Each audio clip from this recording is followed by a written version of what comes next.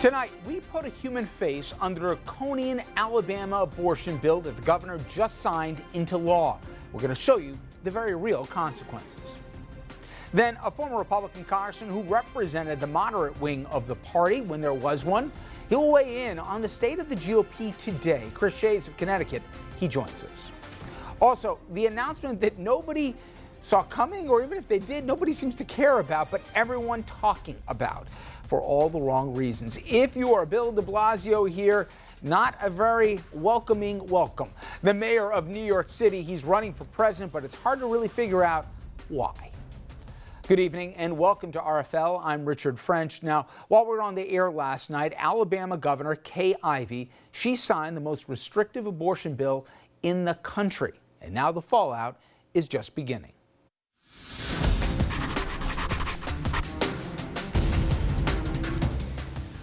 Listen, abortion, as we all know, is as polarizing an issue as there is. Good and decent people can passionately advocate both positions. I, for one, for transparency's sake, I am strongly pro-choice. But do not condemn others for feeling differently. I think we can respectfully disagree. But I will tell you what I completely abhor is the selective moralists who speak of the concern of the child only when it suits their issue, and whom invoke the Bible at the drop of a hat unless that is, its teachings don't conveniently match their politics. Now, by now, you all know the jaw-dropping law that was just enacted in Alabama. This picture says it all. 25 Republican white guys in the state Senate, they passed legislation that wouldn't even allow exemptions for the victims of rape or incest. One lawmaker, a fellow state senator, Democrat Vivian Davis Figures, she conveyed the outrage of many at the men who apparently know best. Do you know what it's like to be raped? No, ma'am, I don't. Do you know what it's like to have a relative commit incest on you? On me, no, ma'am. Yes, on you. Okay. So that's one of those traumas that a person experiences, just like that child experienced. To have to bring that child into this world and be reminded of that every single day. Some people can do that. You know, some people can, but some can't. Sure. Now, in defending their law, these men, they cited their faith and their unbending fealty to the Word of God. And that brings me to the hypocrisy. If you haven't caught Nicholas Kristof's editorial today in the Times, I suggest you do. It tells the story of Teresa Todd. She's a single mom of 2 teenagers in Texas. Well, she was driving on a Texas highway late one February night when 3 young people desperately waved to her seeking help.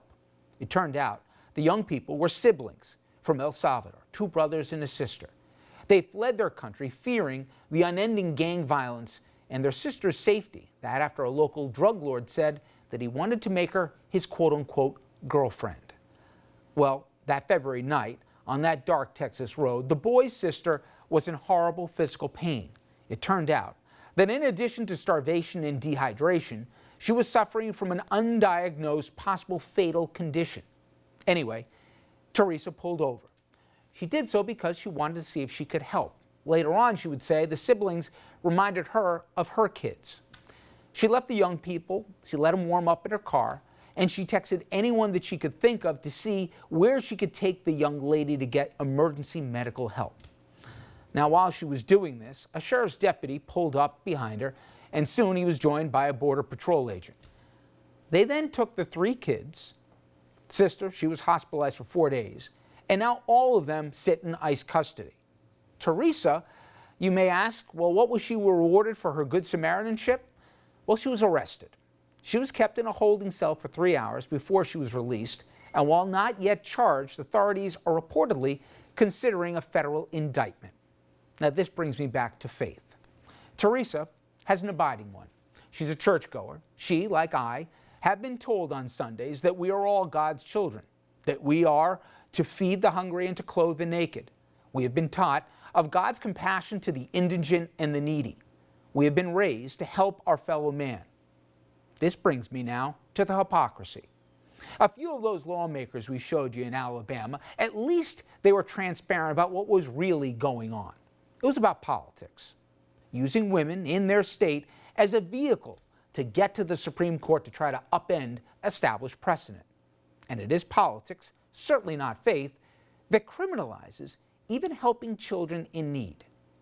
So my humble suggestion, when you hear lawmakers invoking God to justify their supposedly secular responsibilities, is see if they really believe in the Bible or just a couple scriptures. My friends, we have seen over and over again in the last couple of years supposedly good God-fearing people going along and getting along when innocent people are being hurt or marginalized or targeted.